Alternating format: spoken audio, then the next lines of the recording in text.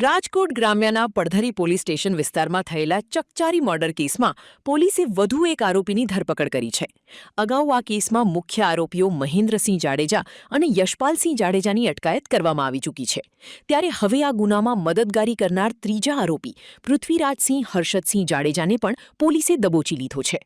પોલીસના જણાવ્યા અનુસાર પૃથ્વીરાજસિંહ મુખ્ય આરોપીઓનો પિતરાઈ ભાઈ થાય છે. તે ઇન્સ્ટાગ્રામ દ્વારા સતત આરોપીઓના સંપર્કમાં રહીને મૃતકનું લાઇવ લોકેશન અને વાહનોની માહિતી પહોંચાડતો હતો. પોલીસે આરોપીના મોબાઈલ ફોન કબજે કરી એફએસએલમાં મોકલ્યા છે અને ડિજિટલ ટ્રાન્ઝેક્શનની તપાસ શરૂ કરી છે. જે દિવસે મર્ડરની ઘટના બની તે દિવસે પણ તેઓ ઇન્સ્ટાગ્રામ મારફતે એકબીજા સાથે કનેક્ટેડ હતા.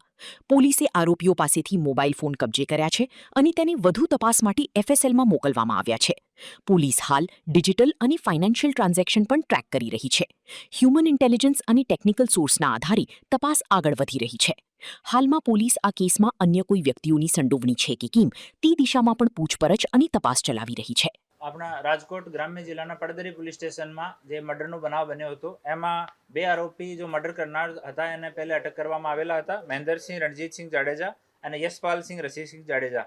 આ કેસમાં એક ઓર આરોપીને અટક કરવામાં આવ્યો છે જેનું નામ પૃથ્વીરાજસિંહ હર્ષદસિંહ જાડેજા છે. એ જો પૂર્વ આરોપી હતો એનો કાકાનો દીકરો થાય છે અને ઇન્સ્ટાગ્રામ મારફતે એવો કન્ટિન્યુ આરોપીના સંપર્કમાં હતો અને જો મરણ જનાર છે એની લોકેશન, એનો કઈ ગાડીમાં ફરે છે, કઈ ગાડી લીધી છે, તમામ ઇન્ફોર્મેશન છે એ આરોપીને આપતો હતો. તો એને પણ પૂછતાછ કર્યા પછી આના બંનેના મોબાઈલ કબજેમાં લેવામાં આવ્યા છે. બંને મોબાઈલ એફએસએલમાં મોકલવામાં આવી રહ્યા છે અને આને અટક કરીને આગળની કાર્યવાહી ચાલુ કરી છે.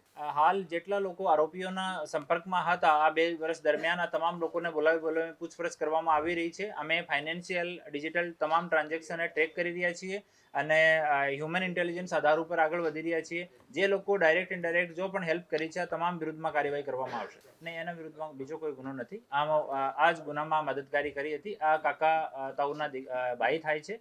તો આ હિસાબે એના પાસે ઇન્સ્ટાગ્રામ કોલથી સંપર્કમાં હતો આરોપી અને ઇન્સ્ટાગ્રામ કોલ ઉપર જ આ તમામ માહિતી આપતો હતો. જે દિવસ બનાવ બન્યો આ દિવસમાં પણ બંને ઇન્સ્ટાગ્રામ મારફતે સંપર્કમાં હતા. તમામ લોકોની તપાસ કરવામાં આવી રહી છે અને નાનો મોટો જેનો જે રોલ મળશે કોઈને પણ છોડવામાં આવશે નહીં.